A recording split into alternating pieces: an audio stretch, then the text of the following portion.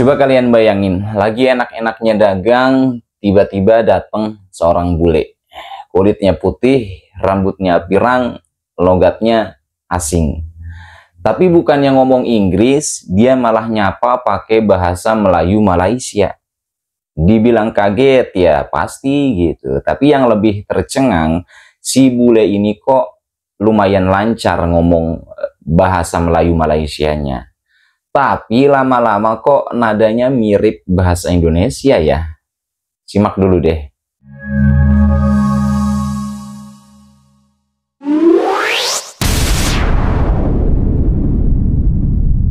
Masih ada teh tarik? Masih ada teh tarik. Teh tarik sudah habis. Sudah habis? You speak Malay. Are you Malay? No. How do you speak Malay? How do you know? Sedang belajar. Belajar dekat mana? Sendiri. Sendiri? Sendiri. Puan dia belajar Malay sendiri. Dari Swiss. Ya. Kenapa belajar bahasa Melayu? Bahasa Melayu sangat tertarik ya. Enggak sulit. Susah. Susah. Sulit. That one is more to Indonesian. Ah, ya. Okay. Indonesia.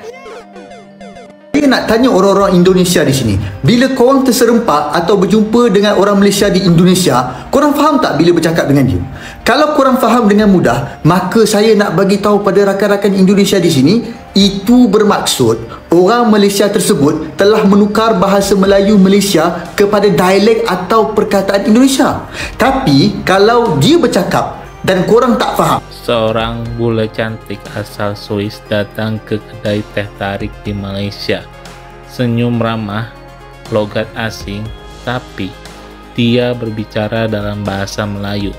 Sang pedagang tersenyum lebar, kagum karena bule ini bisa berbahasa lokal. Tapi beberapa detik kemudian ekspresinya berubah. Ada yang aneh, kenapa logatnya beda? Gumam si pedagang. Ternyata bule ini belajar bahasa Indonesia, bukan Melayu Malaysia. Suasana langsung jadi lucu dan canggung, tapi juga hangat penuh tawa. Bahasa memang bisa menyatukan meski dengan dialek yang berbeda. Jadi mari kita bahas. Sebelum kita bahas, jangan lupa like, comment, dan subscribe. Oke, let's go.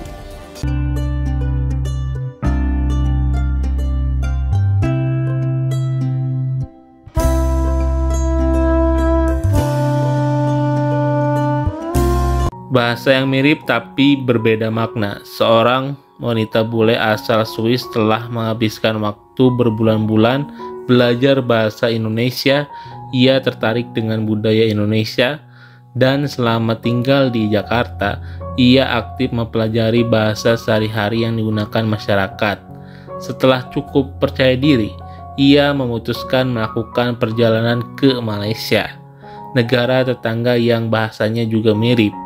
Saat tiba di Kuala Lumpur, ia mencoba menggunakan bahasa Indonesia yang telah ia pelajari. Di sebuah warung pinggir jalan, ia mendekati pedagang dan berkata, "Pak, saya mau pesan teh tarik 1. Ya, bisa minum di sini?" Mendengar bule asing berbicara dalam bahasa yang mirip Melayu, si pedagang langsung tersenyum senang.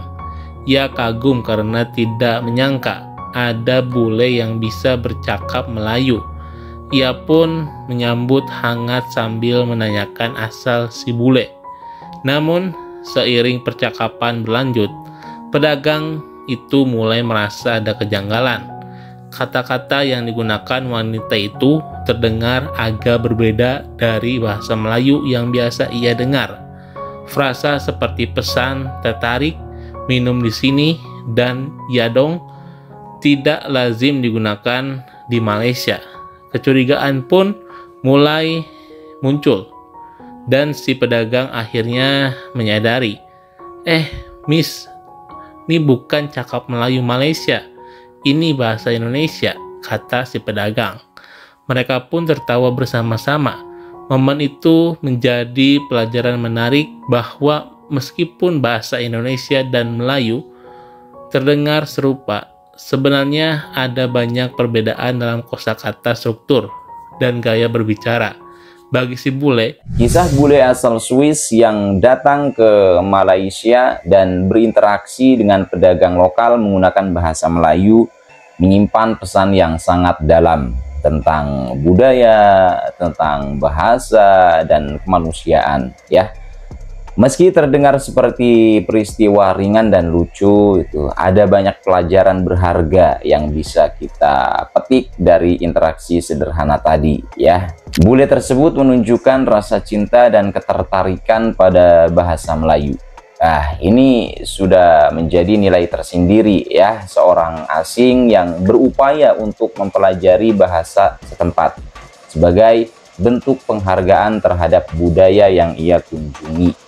Nah, dalam dunia global yang kerap didominasi bahasa Inggris, keberanian dan keinginan untuk belajar bahasa lokal merupakan bentuk sikap rendah hati yang jarang ditemukan.